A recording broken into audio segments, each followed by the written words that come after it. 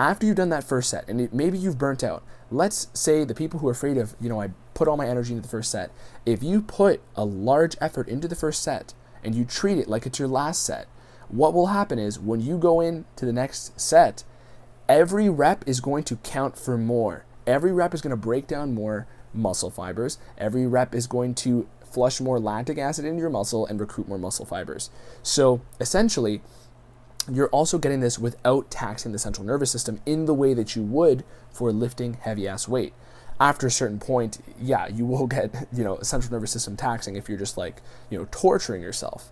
But you get where I'm going with this. Where I'm going with this is one rep after a very intense first set has more value with each rep. Each rep is doing more for you, okay? And that's the fundamental concept here that a lot of people kind of gloss over here. If you do something along the lines of 8, 10, 12 in principle, but try to shoot above those, try to always challenge yourself each set.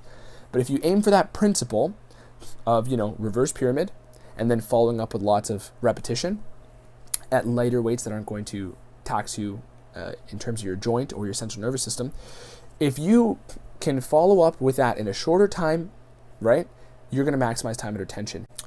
Hey there, I'm Anthony Romano, and I'm going to tell you in this video the problem with reverse pyramid training and pyramid training in general, and how to perform your sets in the gym for the most muscle gain possible.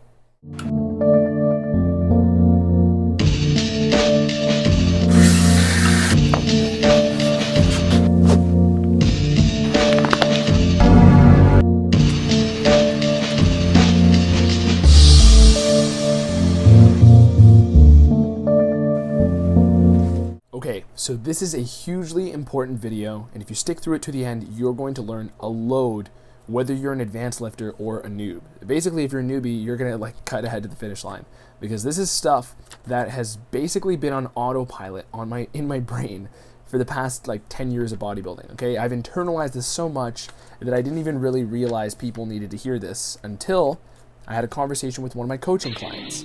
So I don't normally post my coaching client dialogues, but this one really gave me the idea for this video because it made me aware of how important it is for people to know these things that have just been in the background music in my head, if that makes sense.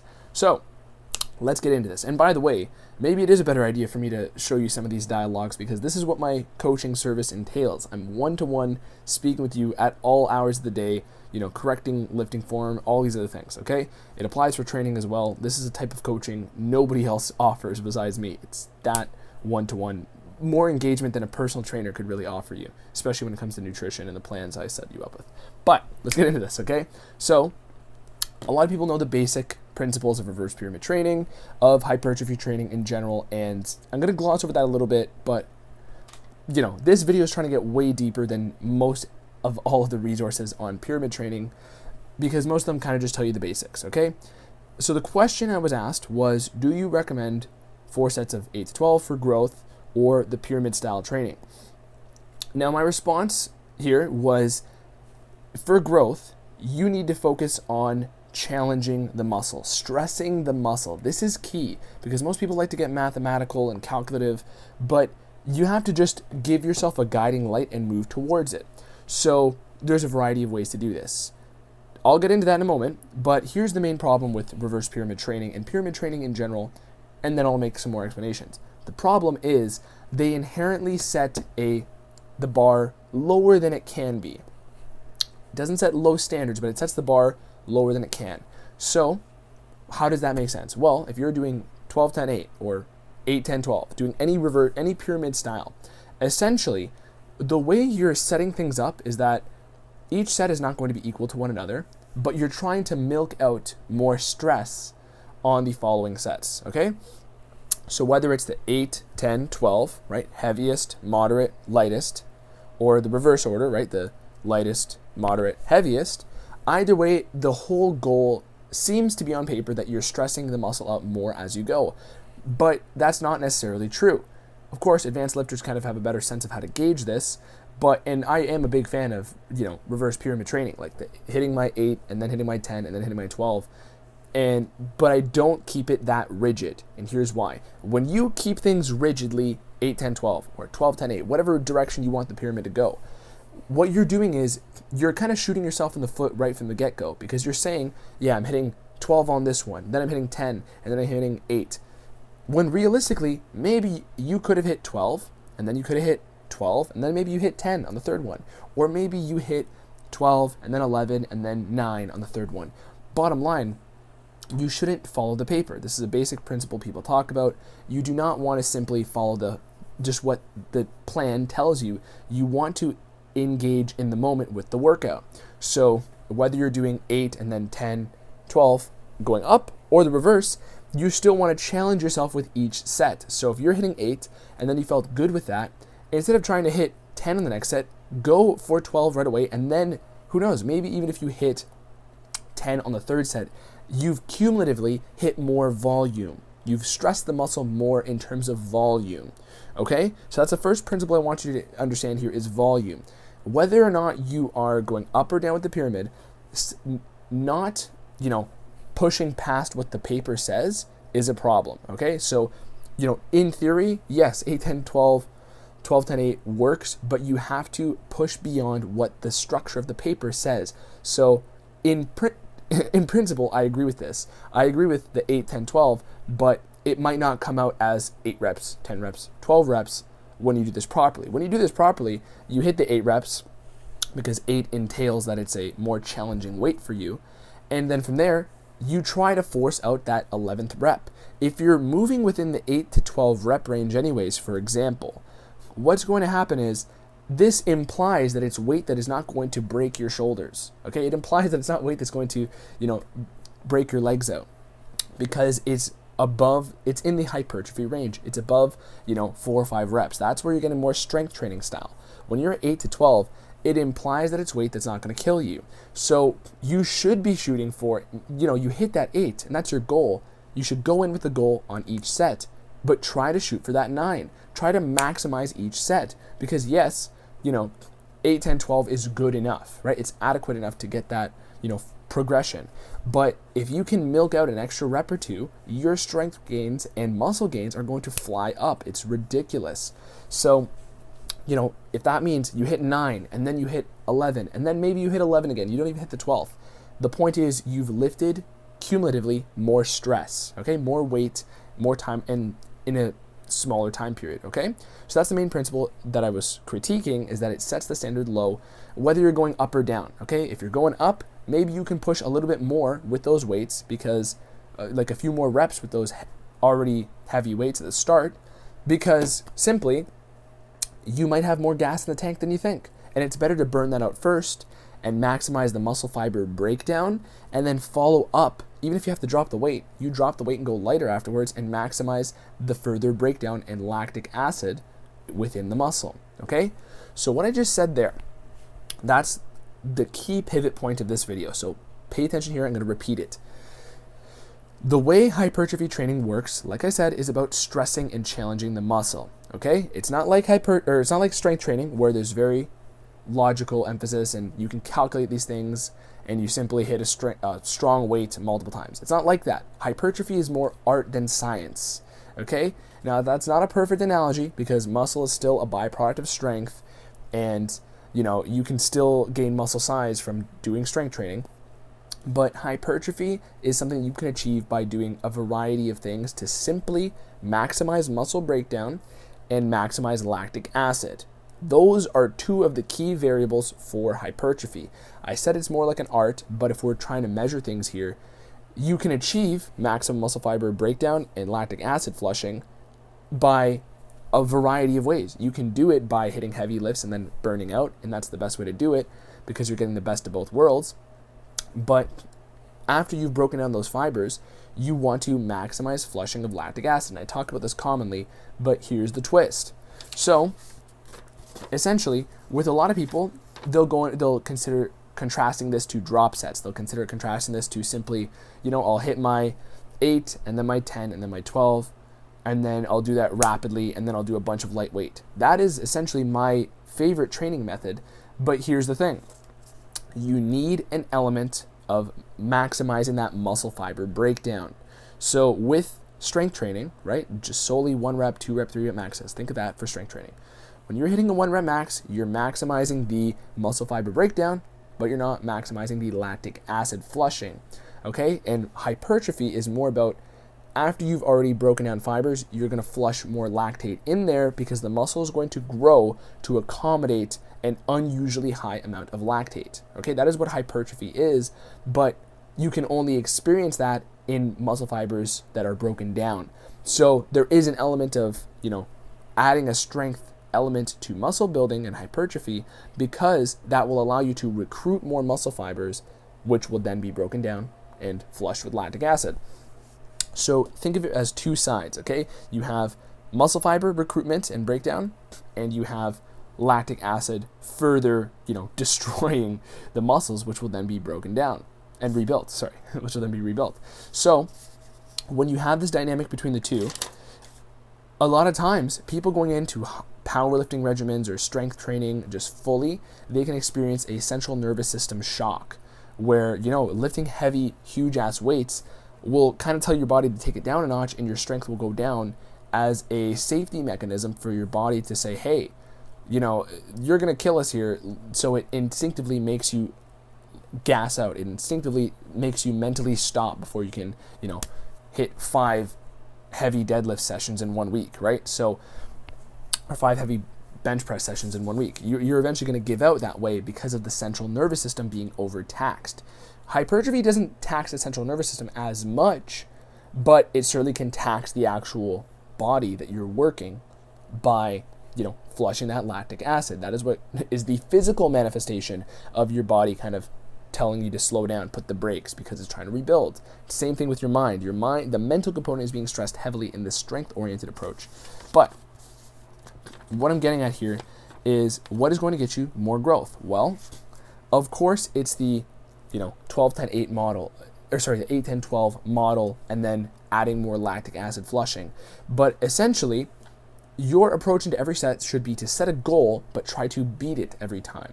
Your goal should be set the 8, but try to hit 9, try to hit 10. Don't let the standard go too low. And then on the next set, people are often afraid of burning out. They're afraid of, I used up all my juice in the tank on the first set. This is the final concept of this video I'm about to throw at you, and it is the most important concept, but it's one that you wouldn't be able to understand unless you had, watched the first part of this video. This concept is strength coaches. The main paradigm is, they'll calculate, do this weight this many times. It doesn't matter how long you rest between, just hit 225 for 10 sets throughout the day. And you can be there for hours, right? And they just see, okay, you hit it, you got 10, beautiful, you're good, okay? For hypertrophy, the reason I said it's more art than science is because 1 rep does not always equal 1 rep when we're talking about hypertrophy. So what the hell does that mean? That means that the main variable of hypertrophy, which is time under tension, can inflate the value of 1 rep. So if you're minimizing the time between this pyramid, right, which I said is already optimally set up, if you do something along the lines of 8, 10, 12 in principle, but try to shoot above those, try to always challenge yourself each set. But if you aim for that principle of, reverse pyramid, and then following up with lots of repetition at lighter weights that aren't going to tax you in terms of your joint or your central nervous system, if you can follow up with that in a shorter time, right, you're going to maximize time under tension. And that means that after you've done that first set, and maybe you've burnt out, let's say the people who are afraid of, I put all my energy into the first set. If you put a large effort into the first set and you treat it like it's your last set, what will happen is when you go into the next set, every rep is going to count for more. Every rep is going to break down more muscle fibers. Every rep is going to flush more lactic acid into your muscle and recruit more muscle fibers. So essentially, you're also getting this without taxing the central nervous system in the way that you would for lifting heavy ass weight. After a certain point, yeah, you will get, central nervous system taxing if you're just torturing yourself.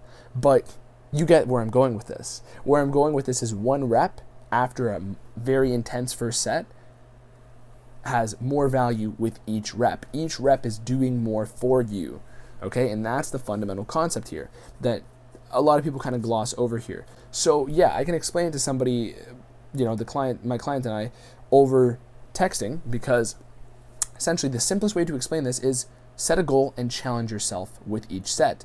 Don't simply adhere to what is on the paper, even though, that's a structure. You have to push the structure and push the boundaries of the structure. Your body does not want to change, and you have to force it to change by putting evolutionary pressure on it. So, 8, 10, 12, or following these rigid plans to a T will get you some progression because it's better than doing nothing. But essentially what you want to shoot for is pushing past that, and that will allow you to smash plateaus strength-wise and muscle-wise, like physically. So last thing I'll say here, just because this video is already getting to 15 minutes or so, but I really feel this one's packed with value, is I like to talk about the golden era influence here. And, I don't just make this stuff up. I'm a huge nerd, okay? So one of the bodybuilding geniuses of our time, Vince Gironda, he had a method that he found best for muscle building, which was the 8x8 model, okay? So I'm bringing this up at the end because it would have been way too complicated if I brought it up in the beginning.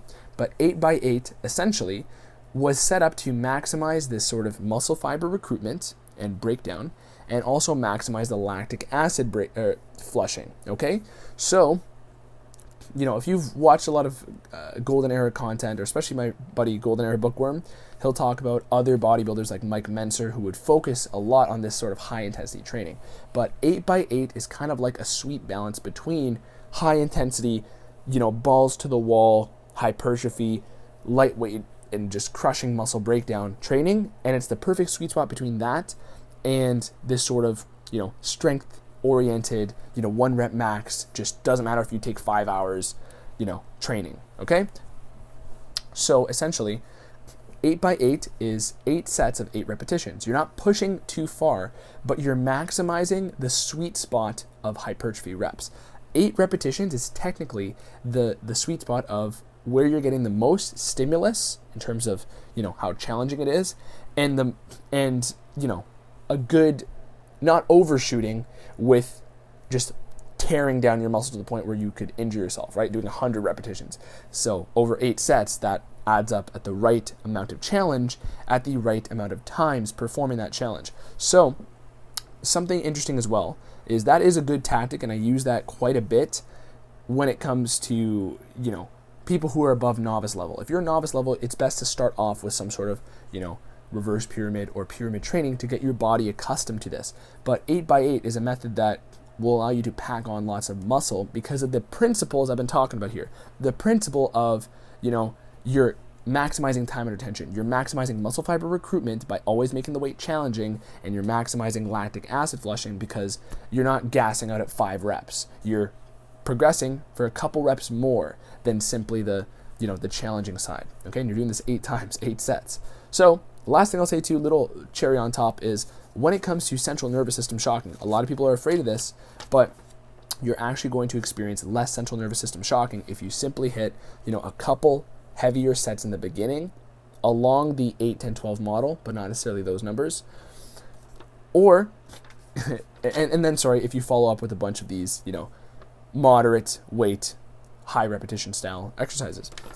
And funny enough, with Vince G, what he would say is there's one interview or something where you can actually hear him reference how sometimes, I don't know if I necessarily agree with him on this one, but he would actually recommend going into certain heavy lifts or heavy enough lifts without a warm-up, because although you need to activate the central nervous system, which is another key point here, doing reverse pyramid style is better than the regular, declining pyramid style, because it will activate your central nervous system on the first set and then cause your muscle fiber recruitment to be higher in the future. This is a very well-studied area, so that's another reason why I'm a proponent of it. But I don't know if I agree with this, but Vince Gironda said if you go in without warming up, you can essentially maximize the lack of friction, you can maximize the friction in your blood, in your muscles, because you didn't pump them up and warm them up a bit, which will result in more tearing. Now, I don't know how safe this is to do. Obviously, you would have to do this one under proper supervision, but I know for certain athletes Vince trained and celebrities, he would incorporate this method because it was another way to kind of milk out results. So not necessarily something I agree with, But I'm sure there's a time and place for certain individuals. But, you know, you'd have to assess that for yourself or get somebody to supervise you. But I believe that's it for this one. Hypertrophy is about stressing the muscle, challenging the muscle, and progressing past, you know, simply, you want the perfect sweet spot of muscle fiber recruitment and lactic acid flushing. In essence, challenging the muscle, forcing it to grow as a result of having to accommodate for this challenge. Okay, that's it for this video. Hopefully I gave you a ton of value in this one as far as strength training goes. If you want me to talk more about strength training, let me know, and bodybuilding training, right? That's essentially what I'm talking about here, because I make a lot more content on dieting approaches. But either way, keep me posted. If you want to work together, comment or message me. And besides that, subscribe, like, and follow my Instagram. Peace.